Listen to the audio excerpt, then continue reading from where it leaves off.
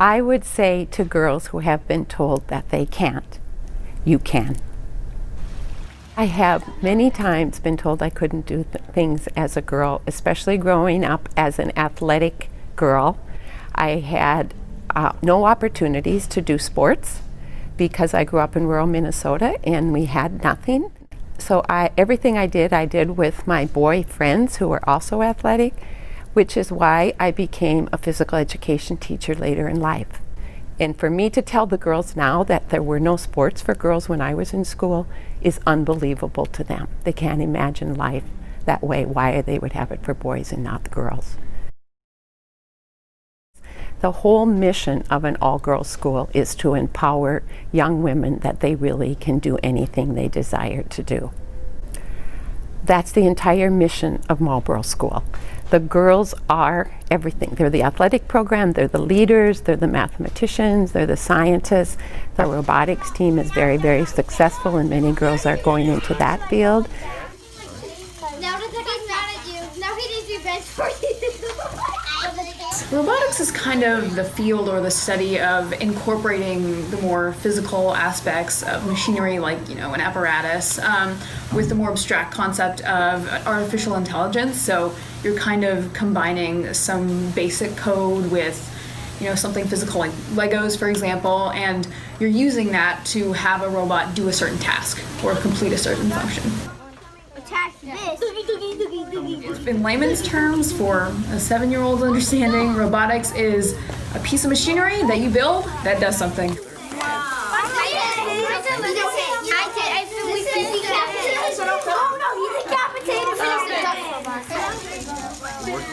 If you want to do robotics, do robotics.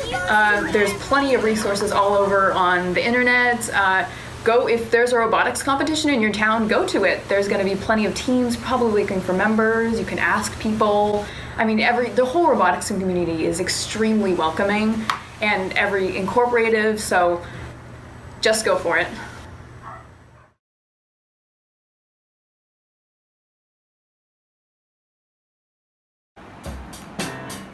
Hi, my name's Felice and I love to play the drums.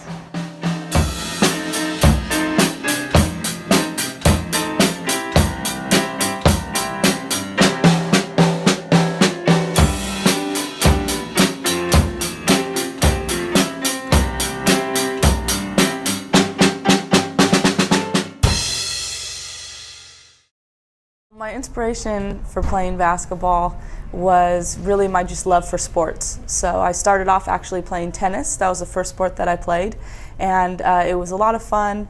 I focused a lot on it, hard work ethic, but it was an individual sport. So I got joined by my friends to come and join them to play basketball as a team and to get together as friends, and I just fell in love with the sport and wanted to apply that work ethic that I established in tennis to just pursue it and to try and be the best that I could be.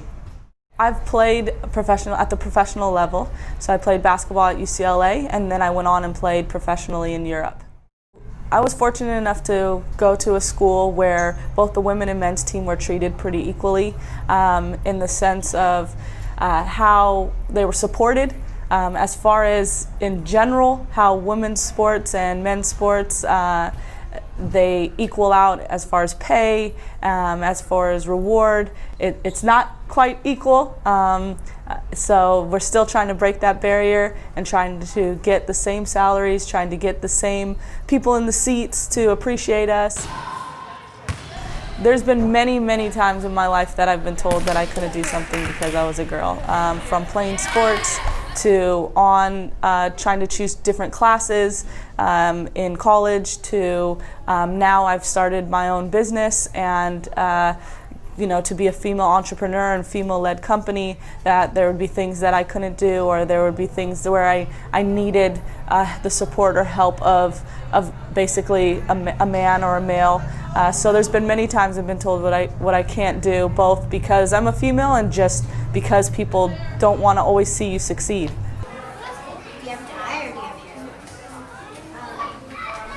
What I would tell any young girl, any female that's been told that they can't do something is just not to listen, to really believe in yourself, to know that whatever you want to achieve, that you're able to achieve it if you put your mind to it, that no matter what obstacle that you go through, that you can come out of it if you just have the faith and work hard, really work hard, and try and prove them wrong, and believe in yourself. Surround yourself with a good support system. That's very important, because there will be times when you'll doubt yourself and when you'll feel that you can't do something, and that's okay too.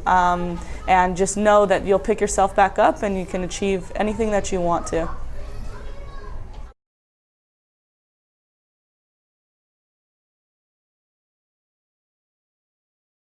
Absolutely. I've been told I couldn't do something because I was a girl on several occasions.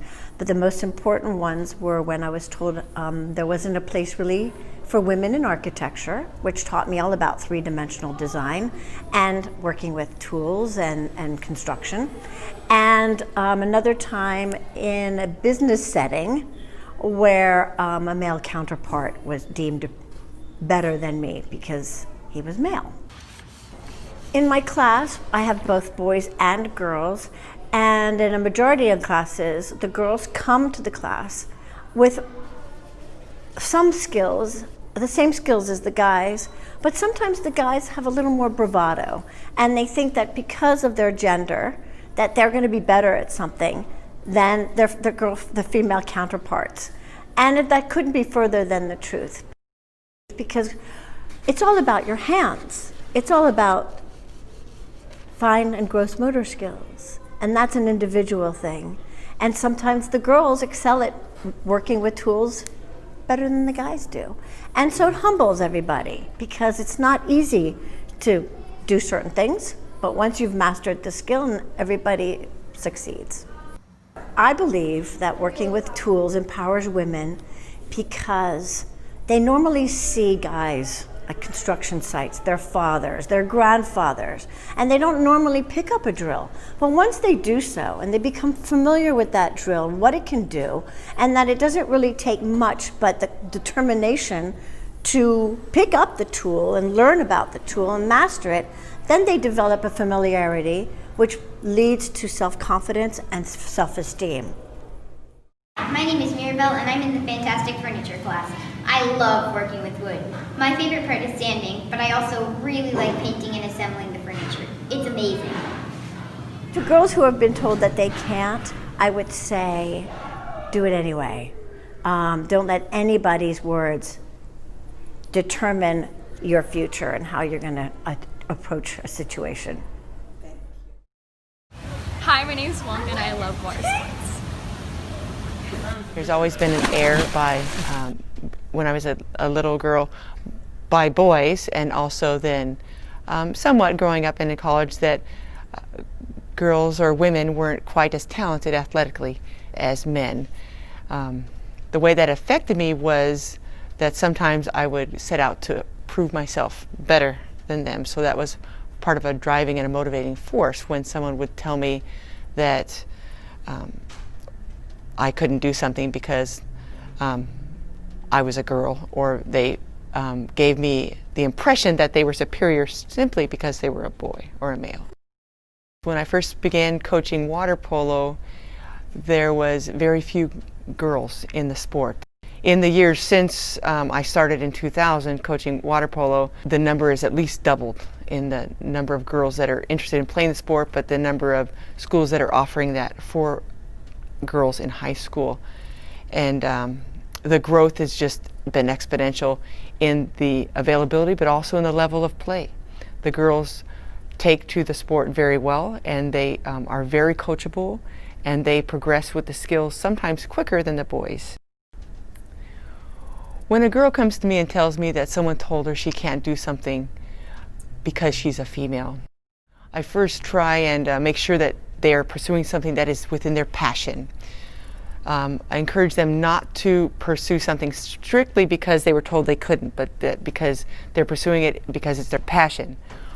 Once it's identified that it is their passion, I encourage them to work as hard as they can, get input from many different sources, and to pursue it with all their energy that they can. When a student finds their passion in a certain sport, that is definitely a joy for them, and they would be willing to put in extra hours and extra hard work. First piece of advice for girls that are interested in water polo or any water sports is to make sure that they enjoy and they have a passion for the sports in the pool. After they say they love the water, then I make sure that it matches their personality. Water polo is very challenging for women, but the life lesson of being able to set a goal, lay out a plan to reach the goal, and then assess the process and whether you've reached the goal in the end is the empowering factor that will stay with the athletes and the girls for the rest of their lives.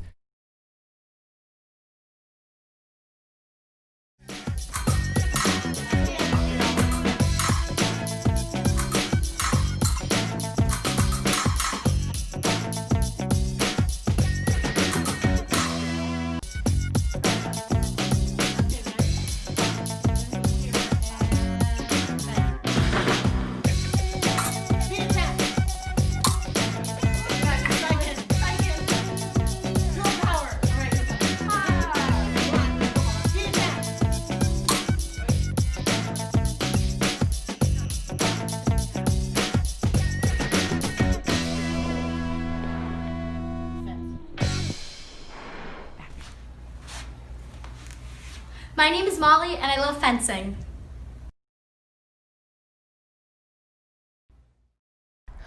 I have been told I couldn't do a lot of things because I was a girl. I was told I couldn't play football. I was told I couldn't do a lot of sports. It wasn't that I was told specifically that you can't do this because you're a girl. It was just sort of implied, and there are things you didn't do. So it was different, but there were a lot of things. The job that I do is mostly men, and I've been told, it wasn't that they said that, you know, girls or women can't be comedians, but oh, well, women aren't funny. Girls aren't funny. We're not as funny as the guys. So there's a lot of things that I've been told, you know, you can't do that, you can't do that. So, boy, when I found out about football, I just thought, wow, this is amazing. I want to give this a try. When I tell people I'm a football player, they'll say flag football, and I said, no, tackle. And they said, really, with a helmet and pads? And I said, yeah, if I'm going to tackle, I really should have the helmet and pads. And then they don't believe me because I'm kind of small. And I just sort of point out to them there's a bunch of different positions in football. You know, like you look at the wide receivers that are really great. They're long, you know, tall guys that are kind of thin. So you don't really need to be that big. You need people of all sizes. In fact, one of my teammates, who's a pretty big girl, and she plays on the line in football, which I don't know if you follow football or not, but they're the ones that are, you know, up in the front, usually the bigger people. And this one gal told me that it was the first time in her life, because she'd always been a big girl, and she said it was the first time in her life that she was ever valued because of her size. Usually the reaction that I get from people is they don't believe that I'm playing, or they think that I'm playing either in the you know, flag league or the lingerie league or something. I said, no, it's real contact football, and they're usually surprised, and they're kind of, when they're really surprised is if they come see the game, because it's a really good game, and they're pretty good athletes out there. I'm usually on the bench, by the way. To little girls or women that want to pursue a male-dominated field is go for it. Just do it. If you're good at what you do, you'll get respected for what you do. And until people see someone doing it, they don't know it can be done. So just get out there and do it. There's no reason you can't do anything that you want to do.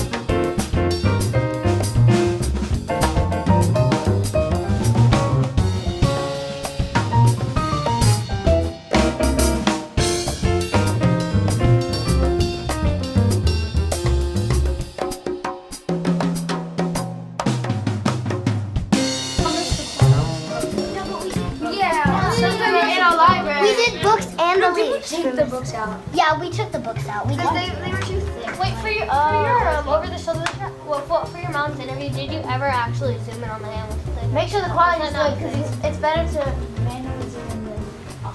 But like, was that a thing or not?